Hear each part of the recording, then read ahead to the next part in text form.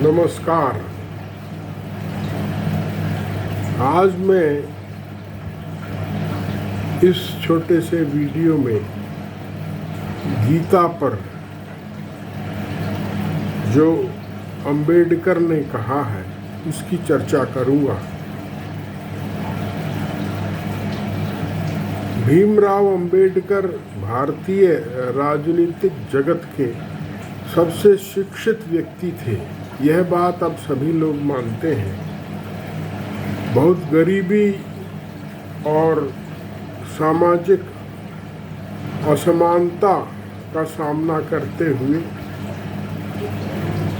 वह विदेश गए, वहाँ 2 PhD की और भारत में आकर उन्होंने सबसे अधिक संविधान के निर्माण में भूमिका निभाई। आज सब जानते हैं कि संविधान के निर्माण में अंबेडकर का बहुत बड़ा योगदान था और पूरे दलित जगत को उनके इस योगदान पर गर्व है। तभी हम देखते हैं कि उनकी मूर्तियों की जहाँ दलित रक्षा करते हैं वहीं समाज के कुछ तत्व या कुछ निहित स्वार्थ अंबेडकर की इस स्थापना के विरुद्ध हैं। संविधान निर्माण के अलावा अंबेडकर ने बहुत कुछ लिखा है। वह एक क्रांतिकारी थे और राजनेता थे। सरकार में भी रहे और जन आंदोलनों में भी उनकी भागीदारी रही। वे गांधी के ज़माने के नेता थे और गांधी से उनकी काफ़ी मुलाकातें हुई और अंबेडकर का जो रास्ता था आज़ादी की लड़ाई का, वह गांधी से थोड़ा अलग था। वह इतना क्रांतिकारी था कि वे यह कहते थे कि अंग्रेजों से मुक्ति हमको नहीं मिलने वाली है, वह तो 3 वर्णों को मिलेगी। हम तो इन 3 वर्णों के गुलाम हैं, मेरा समाज। तो यदि अंग्रेज चले भी गए तो हमें तो इनकी दास्ता 3 वर्णों की फिर भी सहनी पड़ेगी और हमें तो इनसे मुक्ति चाहिए।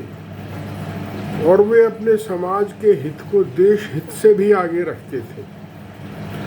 वो कहते थे यदि समाज हित और देश हित में चुनना पड़े तो मैं अपने समाज के लिए चुनूंगा। वैसे इसमें कोई बुराई भी नहीं है। आखिरकार दलित भी तो इसी देश के लोग हैं, वे भी तो भारत का हिस्सा हैं। और यदि कोई भारत के सबसे कमज़ोर हिस्से की सबसे शोषित हिस्से की, जिसका हजारों सालों से शोषण होता आ रहा हो, सामाजिक और आर्थिक, अगर उसकी मुक्ति की बात करते हैं तो यह राष्ट्र मुक्ति की ही बात है। क्योंकि गांधी को भी और दूसरे नेताओं को भी भारत में अंतिम आदमी की बात करनी पड़ी।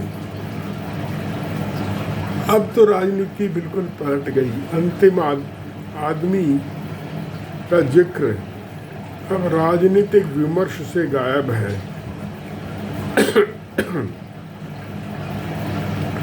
खैर, अंबेडकर के इन विचारों को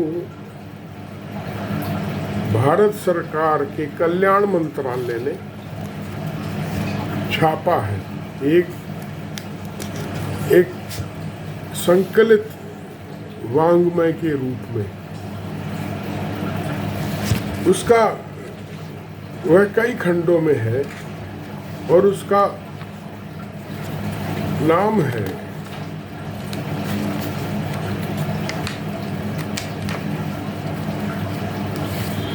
मैं बताता हूँ आपको, बाबा साहब डॉक्टर अंबेडकर संपूर्ण वांग्मय। यह 7वां खंड है जो मेरे सामने है। मैं इसकी जल्द आपको दिखाता हूँ। ये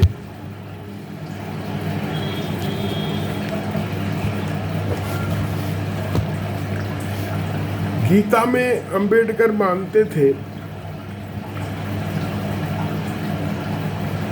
कि बहुत श्लोक बाद में जोड़े गए हैं जिन्हें वह प्रक्षेप कहते हैं। मैं आपको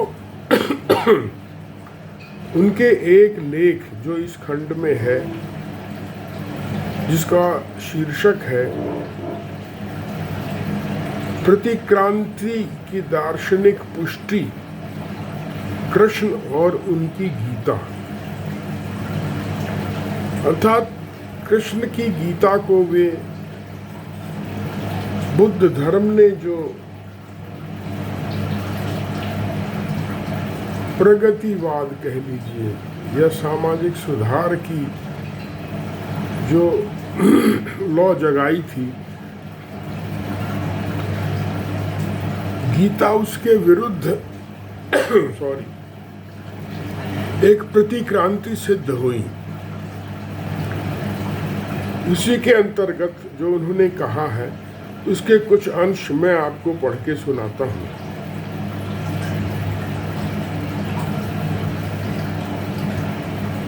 अंबेडकर कहते हैं, मैं इस निष्कर्ष पर पहुंचा हूँ कि भगवत गीता के अलग अलग 4 भाग हैं। वे एक दूसरे से इतने भिन्न हैं कि आज जिस स्थिति में यह ग्रंथ विद्यमान है, उसमें इन्हें सरलता से निर्दिष्ट किया जा सकता है। मूल गीता चारणों द्वारा वर्णित या गाई जाने वाली वीर गाथा मात्र है कि अर्जुन किस प्रकार युद्ध करने के लिए तैयार नहीं था तथा कृष्ण ने उन्हें युद्ध करने के लिए किस प्रकार प्रेरित किया और अर्जुन ने यह बात मान ली, आदि आदि। यह कुतूहल भरी कहानी रही होगी, परंतु इसमें कुछ भी धार्मिक अथवा दार्शनिक नहीं था। उनकी ये 2 बातें महत्वपूर्ण हैं इस अवतरण में कि एक तो गीता चारणों द्वारा गाई जाने वाली वीर गाथा मात्र रही होगी, ऐसा उनका अनुमान है। दूसरा यह कि यह एक कुतूहल भरी कहानी रही होगी और इसमें कुछ भी धार्मिक अथवा दार्शनिक नहीं था। ये दोनों उनकी धारणाएं बहुत जबरदस्त हैं और जो स्थापित धारणा है गीता के बारे में उससे बिल्कुल अलग हैं। एक तरह से ये उसको धराशायी करती हैं।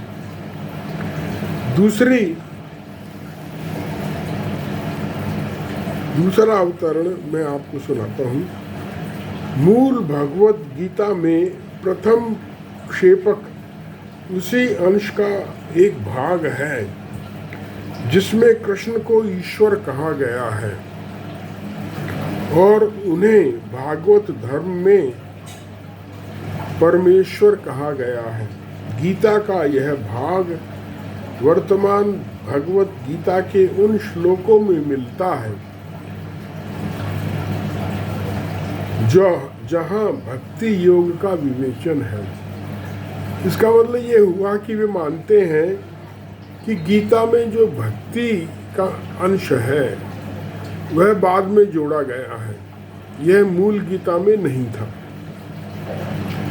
यह मैं आपको पृष्ठ 273 से पढ़कर सुना रहा हूँ, जो इस संपूर्ण वाङ्मय के खंड 7 का हिस्सा है।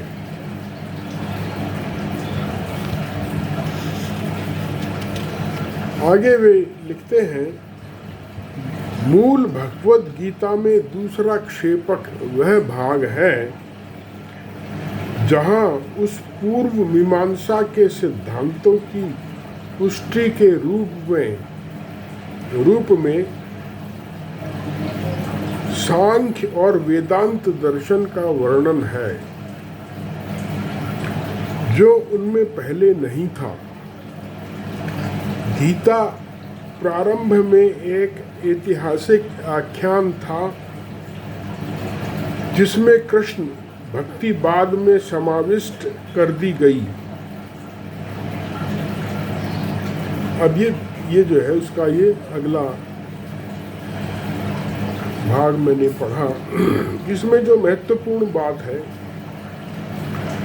वो ये है कि गीता के जो अंश सांख्य और वेदांत दर्शन को लेकर हैं, वे उसमें पहले नहीं थे, मूल गीता में नहीं रहे होंगे। सांख्य और वेदांत क्या है? सांख्य कपिल मुनि का एक दर्शन है, जिसे सांख्य योग भी कहते हैं, और सांख्य शब्द संख्या शब्द से बना है। संख्या 3 की संख्या सांख्य में महत्वपूर्ण है, जिन्हें हर पदार्थ में और हर व्यक्ति में, हर क्रिया में सांख्य योग यह मानता है, जो गीता में भी उल्लिखित हुआ है कि 3 गुण होते हैं हर स्थिति में, हर पदार्थ में, हर व्यक्ति में, हर प्राणी में 3 गुण होते हैं, सात्विक, राजसिक और तामसिक। इन गुणों का गीता में जगह जगह जिक्र है। जैसे यज्ञ को 3 किस्मों में बांटा गया है, आहार को 3 किस्मों में बांटा गया है। इसी तरह ये बार बार इनका उल्लेख होता है, और यह स्थापना की जाती है कि सात्विकता में मनुष्य को जीना चाहिए। वैसे सत्व शब्द बड़ा दिलचस्प है। सत्व से सात्विक, और सत्व सत से बना लगता है, और सत का अर्थ है वास्तविकता, जो वर्तमान है, जिसका अस्तित्व है वह सत है। असत वह है जिसका अस्तित्व नहीं है। तो एक तरह से ये शब्द सात्विक अस्तित्व वस्तुओं के, व्यक्तियों के, प्राणियों के, जड़ जंगम के अस्तित्व पर बल देता है और उसी को स्थापित करता है। और विज्ञान भी यही करती है अगर जो देखा जाए तो। सांख्य योग अपनी मूल धारणा में, और सात्विक गुण भी मूल धारणा में, विज्ञान के जो सिद्धांत हैं, जिनमें जगत और पदार्थ की स्थिति का उल्लेख किया जाता है, उसका सैद्धांतिक रूप बताया जाता है, वो निकट आ जाते हैं। खैर, तो सांख्य में जो और सबसे महत्वपूर्ण बात यह है कि यह मूल रूप में एक नास्तिक दर्शन था। इसमें ईश्वर निरपेक्ष है। यह अब हम आगे चलते हैं वेदांत पर। वेदांत दर्शन का बहुत नाम दिया जाता है, लेकिन वेदांत है क्या? अगर एक पंक्ति में कहा जाए तो वेदांत यह है कि कण कण में भगवान है। और ये बात लोगों को दिलचस्प लगे कि जैसे कण कण में पदार्थ है, वैसे कण कण में भगवान है। जैसे हर चीज पदार्थ से बनी है, व्यक्ति भी, और चेतना भी, चेतना को विज्ञान पदार्थ का फंक्शन मानती है, प्रकार्य मानती है। जैसे कोई वस्तु अगर है तो वो कुछ काम अपने आप करती रहती है, तो वो प्रकार्य उसका होता है, फंक्शन होता है। तो चेतना भी मनुष्य में पदार्थ का ही प्रकार्य है। तो मनुष्य भी पदार्थ से बना है, पदार्थ है तो शरीर है, और विशेष पदार्थ में चेतना की उत्पत्ति विज्ञान मानता है। तो ये एक पंक्ति में वेदांत यह है कि कण कण में भगवान है, माने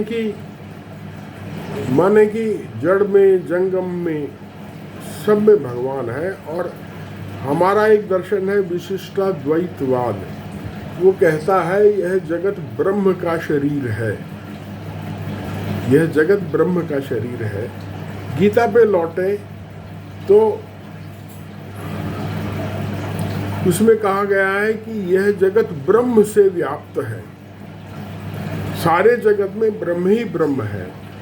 जैसे विज्ञान कहता है सारे जगत में पदार्थ ही पदार्थ है, वैसे वेदांत कहता है सारे जगत में ईश्वर ही ईश्वर है। और विशिष्टाद्वैतवाद इसको आगे और बताने की कोशिश करता है कि ये जो ईश्वर लेकिन कहाँ है, दिखता क्यों नहीं है। तो वह कहता है यह जगत स्वयं में ईश्वर है, यह ब्रह्म का शरीर है। ये दिलचस्प बात है। अब आगे चलते हैं। इसमें भी इस अंश में भी ये वेदांत और सांख्य के जिक्र के बाद गीता को एक ऐतिहासिक आख्यान ही बताया गया है, जिसमें कृष्ण भक्ति बाद में जोड़ी गई। अब ये देखिए आगे, जहां तक सांख्य दर्शन का संबंध है स्थिति बड़ी ही स्पष्ट है। अर्जुन के प्रश्न न करने पर भी इसका अक्सर विवेचन किया गया है। जब कभी इसका किसी प्रश्न का उत्तर देते हुए प्रतिपादन किया गया है, तब उस प्रश्न का युद्ध से कोई संबंध नहीं है। इससे यह पता चलता है कि भगवत गीता का दार्शनिक अंश मूल गीता के अंश नहीं है, परंतु इन्हें बाद में जोड़ा गया है और उनके लिए स्थान बनाने के लिए अर्जुन से कुछ नवीन, समुचित और प्रमुख प्रश्न करवाए गए हैं, जिनका की लौकिक समस्याओं से कोई संबंध नहीं है। प्रक्षेपों को लेकर अंबेडकर की मूल विवेचना यह है कि यह एक कुतूहल की कथा थी, युद्ध का जिसमें वर्णन है।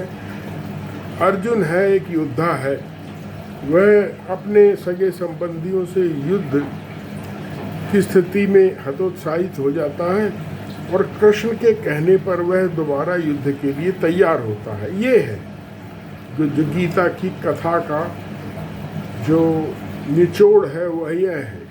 तो इसके विरुद्ध जो भी बात होगी वह अप्रासंगिक होगी, बाद में जोड़ी गई होगी।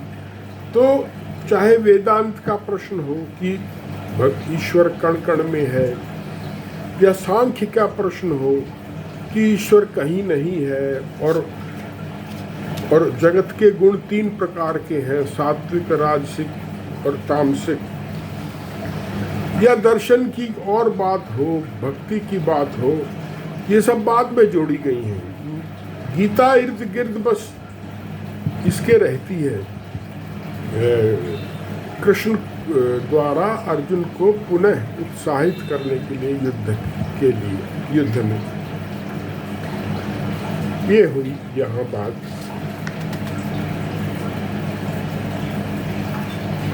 अब आगे देखते हैं।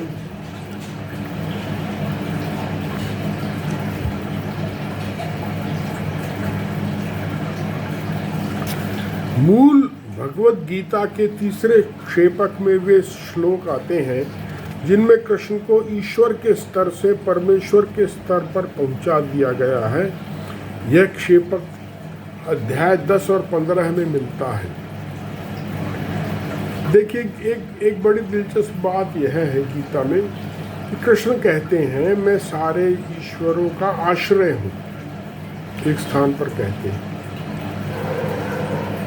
माने कि ये बड़ी दिलचस्प बात है कि ईश्वर का आश्रय होने का क्या अर्थ हुआ।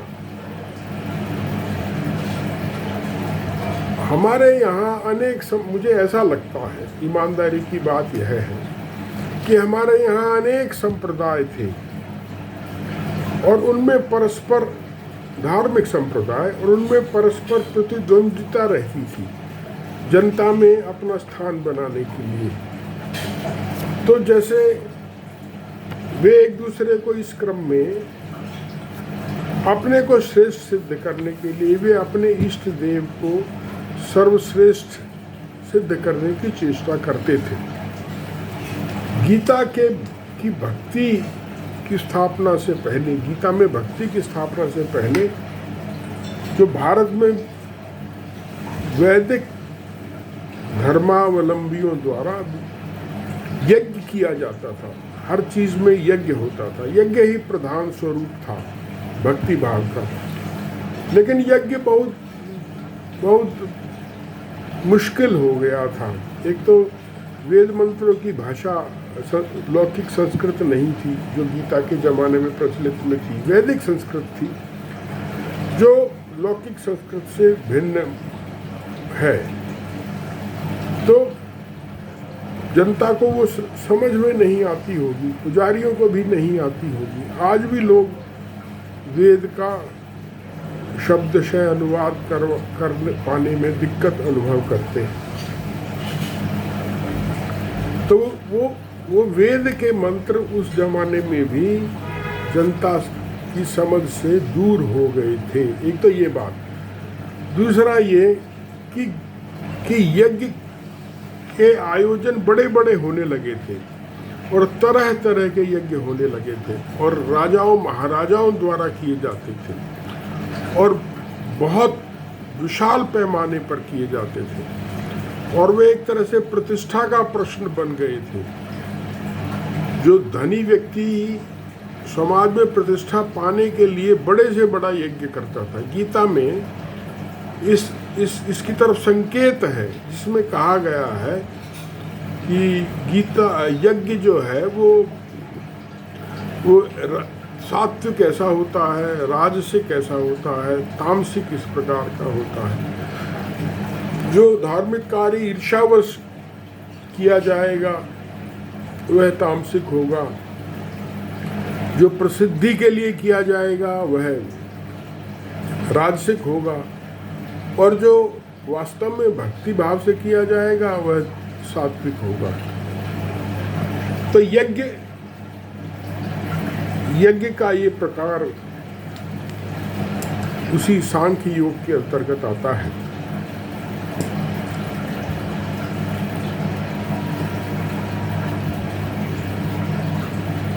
आगे मैं आपको बताता हूँ।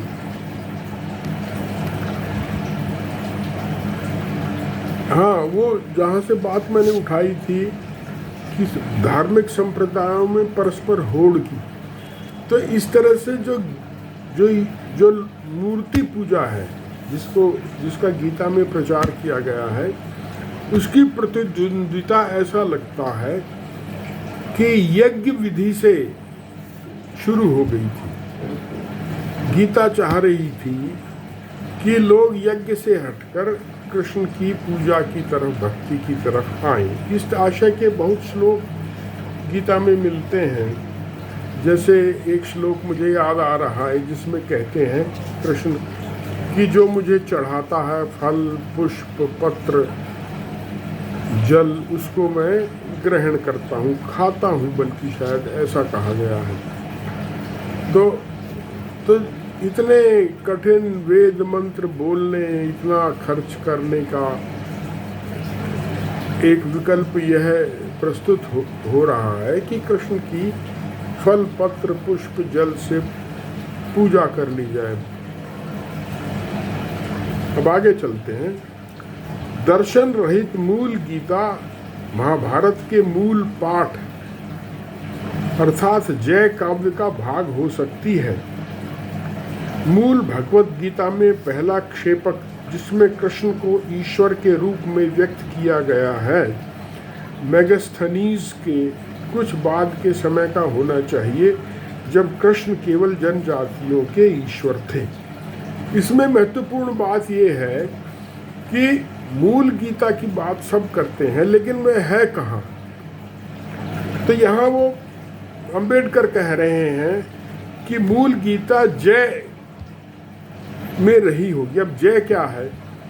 दरअसल महाभारत जिसे कहा जाता है और जिसकी कथा में गीता की कथा निहित है, वह पहले बहुत छोटा ग्रंथ था और उसका नाम जय था, जय काव्य कह लीजिए। और फिर लोगों ने उसमें श्लोक जोड़े, सब अंश जोड़े, जैसे ही गीता में हम चर्चा कर रहे हैं जोड़ने की, वैसे महाभारत में जोड़े गए। तो ये ऐसा ही है जैसे कि लोकगीत कोई बनता है, उसमें अपने हिसाब से लोग कड़ियाँ जोड़ते चले जाते हैं, तो उसमें ये पता नहीं लगता कि मूल किसने लिखा और वो क्या था। तो ये ऐसी स्थिति गीता के साथ भी है, महाभारत के साथ भी है। तो एक अनुमान लगा रहे हैं अम्बेडकर कि वो जो मूल अंश जिसमें क्षेपक नहीं थे, बाद में जोड़ी हुई सामग्री नहीं थी, वो क्या है या क्या थी और कहाँ थी। वो कह रहे हैं कि जय काव्य में थी वो, जो महाभारत का मूल रूप था, ओरिजिनल फॉर्म थी। और फिर उस जय काव्य में चीज़ें भाग जुड़ते चले गए, श्लोक जुड़ते चले गए, तो महाभारत बिल्कुल परिवर्तित हो गया, नया रूप हो गया उसका। तो उसे भारत कहा जाने लगा। उसमें इतनी तरह की सामग्री आ गई कि इसमें महाभारत भारत कहा जाने लगा। फिर और जब जुड़ गए और बहुत ज़्यादा जुड़ गए, और जब उसका फिर ये कहा कि भाई अब रुक जाइए, इसको हम एक रूप में संकलित कर लेते हैं संपादन करके, तो जो फाइनल जो बना उसका स्वरूप, उसको फिर महाभारत कहा गया। तो महाभारत का अर्थ यही है कि उसमें जीवन का हर विषय हर दृष्टिकोण से वर्णित है। तो अंबेडकर कह रहे हैं कि मूल गीता मूल महाभारत में, जिसका नाम जय काव्य था, उसमें रही होगी। यह एक अनुमान प्रस्तुत कर रहे हैं। चलिए आगे चलते हैं।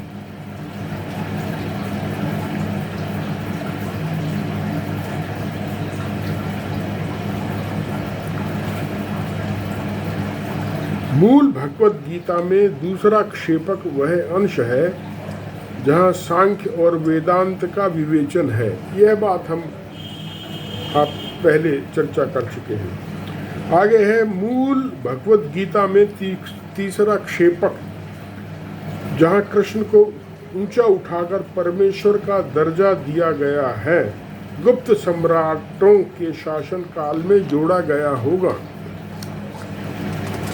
इसका कारण स्पष्ट है। जिस प्रकार शक सम्राटों ने महादेव को अपना इष्ट देवता स्वीकार किया था, उसी प्रकार गुप्त वंश के सम्राटों ने कृष्ण वासुदेव को अपना इष्ट देव स्वीकार कर लिया था। ब्राह्मणों ने, जिनके लिए धर्म एक व्यापार था और जो कभी भी एक ईश्वर के प्रति निष्ठावान नहीं रहे, अपने शासकों को प्रसन्न करने के लिए उनके इष्ट देव को एक उच्च और शक्तिशाली परमेश्वर के रूप में स्वीकार कर उसकी पूजा प्रारंभ कर दी। अगर यह सही व्याख्या है, तब मूल भगवत गीता में यह क्षेपक 400 से 464 ईस्वी के बीच जोड़ा गया होगा। तो ये यहाँ वो ये कह रहे हैं अम्बेडकर कि भगवत गीता बनी कैसे। कृष्ण के बारे में कहा जाता, पहले वह जनजातियों के ईश्वर थे, इतने प्रसिद्ध नहीं थे। इसमें ये बताया जाता है कि महाभारत में शिशुपाल ने उनको गालियां दी, और फिर जब वो गालियां दे रहे तो ऊपर देवता पुष्प वर्षा कर रहे थे उसकी तारीफ में कि हाँ तुम बिल्कुल सही कह रहे हो। तो एक तरफ तो ऐसी स्थिति थी, और दूसरी तरफ उनको ब्रह्म बनाया गया है, गीता में ब्रह्म के रूप में स्थापित किया गया है, विराट रूप में स्थापित किया गया है। तो इन दोनों में जो फर्क है वो ये कह रहे हैं कि ये फर्क आया कैसे, कि कृष्ण को ऊंचा ब्राह्मणों ने उठाया। क्यों उठाया, ऐसा वो अनुमान कर रहे हैं अम्बेडकर। क्यों उठाया, क्योंकि शक सम्राट जो थे हमारे देश में, जिनके शासन के ऊपर शक संवत है चला हुआ है, और जो हमारा राष्ट्रीय संवत है, तो वो शक जो है वे सम्राट, वे महादेव को अपना इष्ट देव मान चुके थे। और इसी प्रकार गुप्त सम्राटों ने कृष्ण वासुदेव को अपना इष्ट देव स्वीकार कर लिया था। जब एक दूसरा राजवंश किसी देवता को अपना इष्ट देव स्वीकार कर ले, तो फिर ब्राह्मण जो आमतौर पे राजाओं के, महाराजाओं के दरबार में रहते हैं, उनसे आश्रय पाते हैं और उनकी तारीफ में यहाँ तक कि महाकाव्य लिखते हैं, काव्य लिखते हैं, तो उन्होंने फिर कृष्ण को एक सर्वोच्च ईश्वर के रूप में स्थापित करना शुरू किया, ऐसा उनका अनुमान है। और यह 400 से 464 ईस्वी के बीच जोड़ा गया हुआ। तो यह एक वैकल्पिक व्याख्या है गीता की अम्बेडकर के द्वारा, और बहुत लोग इसको मानते भी हैं, देशी भी और विदेशी भी। और हमारे एक प्रोफेसर संस्कृत के 150 साल पहले जो हुए हैं, राजा राम शास्त्री भागवत, वो कहते हैं कि गीता में सिर्फ 60 श्लोक मूल गीता में थे, बाद में सारे बाकी बाद में जोड़े गए हैं। गीता में वर्तमान रूप में 700 श्लोक हैं। वे कहते हैं कि 640 श्लोक जोड़े गए हैं और 60 मूल हैं। तो मैं और भी प्रोफेसर हुए हैं, प्रोफेसर राजवाड़े हुए हैं और प्रोफेसर गारबे हुए हैं विदेशी, और देशी विदेशी बहुत प्रोफेसर हुए हैं। यहाँ तक कि बाल गंगाधर तिलक भी मानते हैं कि गीता अपने मूल रूप में नहीं है, आज परिवर्तित रूप में है, और लाला लाजपत राय भी ऐसा ही मानते हैं। तो ये कुल मिलाकर ये विवाद का विषय है। विद्वानों में इसको लेकर मत विभाजन है, यद्यपि आज वातावरण पूरी तरह गीता के पक्ष में है और इस तरह की बातों की कोई चर्चा नहीं होती। लेकिन ये एक दृष्टिकोण है जो हमारे देश में निर्मित हुआ, और उसके प्रति हमें जागरूक भी होना चाहिए, कम से कम एक बार देखना भालना चाहिए। नमस्कार, धन्यवाद।